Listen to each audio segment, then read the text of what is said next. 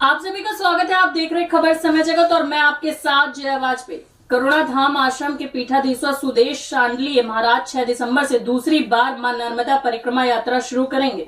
यह यात्रा हरदा जिले के ग्राम गोयत से शुरू होगी। परिक्रमा यात्रा में करीब 60 लोग रहेंगे। सुदेश शांडलिय महाराज ने बताया कि नर्मदा परिक्रमा यात्रा का जो भाव है वह सामाजिक समरसता का भाव। उन्होंने बताया कि यात्रा के दौरान प्रतिदिन एक वृक्ष भी लगाएंगे। भाव यही है कि हमारा जो वंचित वर्ग है उसे आगे करके हम वृक्षारोपण करें, कार्यक्रम करें।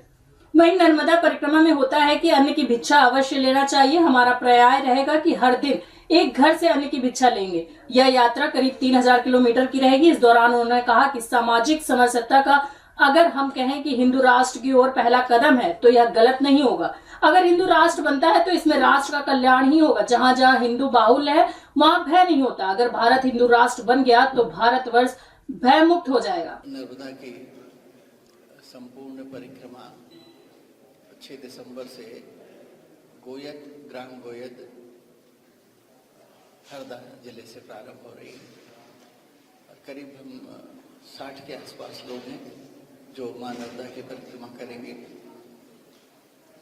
मां नर्मदा की परिक्रमा में जो भाव है वो समरसता का भाव है कि सामाजिक समरसता हो और प्रतिदिन एक वृक्ष भी हम लगाएंगे। भाव यही है कि हमारा वंचित वर्ग है उसको आगे करके हम वृक्षारोपण करें, कार्यक्रम करें। और जैसा कि मां नर्मदा की परिक्रमा में होता है कि अन्न की भिक्षा अवश्य लेनी चाहिए, तो हम सबका प्रयास रहेगा कि एक दिन प्रतिदिन किसी एक घर से हम अन्न की भिक्षा अवश्य लें। ये 3000 कुछ किलोमीटर की यात्रा है, कम ज़्यादा होती है बैकवाटर के कारण। तो सारे जो यात्री हैं वो पैदल ही चलेंगे और भाव यह रहता है कि हर पग में जो हम एक कदम बढ़ाते हैं तो ईश्वर का नाम लेते हुए हम ये यात्रा करें। नर्मदा परिक्रमा समरसता का एक ऐसा उदाहरण है जो विश्व में और कहीं आपको नहीं मिलेगा।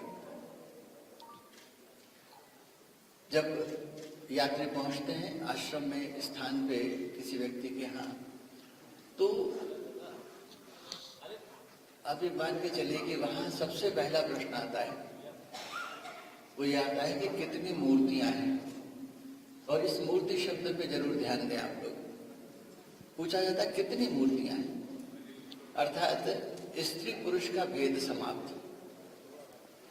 यह स्त्री पुरुष का भेद समाप्त करके एक समानता का संदेश दिया और दूसरा संदेश ये दिया है कि आप तपोभूमि नर्मदा की परिक्रमा कर रहे हैं तो आपको शुद्ध और आपका जो आचरण है वो उत्तम हो, जो हमारे षट्रिपु हैं, काम, क्रोध, लोभ इत्यादि, उनका नाश हो।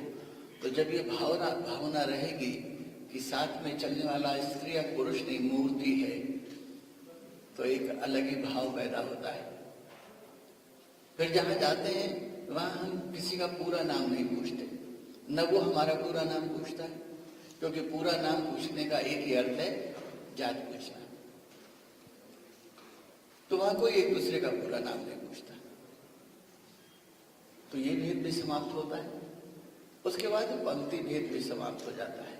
जब भोजन होता है तो अमीर गरीब, ब्राह्मण, क्षत्रिय, वैश्य, शूद्र, कोई वहां गिनती नहीं है। सब एक साथ बैठकर भोजन ग्रहण करते हैं, प्रसादी ग्रहण करते हैं। तो मेरे ख्याल से सामाजिक समरसता का इससे बड़ा उदाहरण विश्व में और कहीं नहीं मिलेगा और हम उसी भाव से ये यात्रा कर रहे हैं। देखिए, सामाजिक समरसता जो है वो अगर हम कहें कि हिंदू राष्ट्र की तरफ पहला कदम है तो गलत नहीं होगा। और अगर हिंदू राष्ट्र बनता भी है तो इसमें राष्ट्र का कल्याण ही होगा, क्योंकि जहां जहां भी हिंदू हैं बाहुल्य में, आप देखिएगा कि वहां शांति होती है, वहां भय नहीं होता। तो मेरे ख्याल से अगर हिंदू राष्ट्र बन गया तो भारतवर्ष भयमुक्त हो जाएगा। गौरव का क्षण है कि पंडित गुरु जी मां नर्मदा की परिक्रमा के लिए जा रहे थे दूसरी बार, और उसमें भी ये सब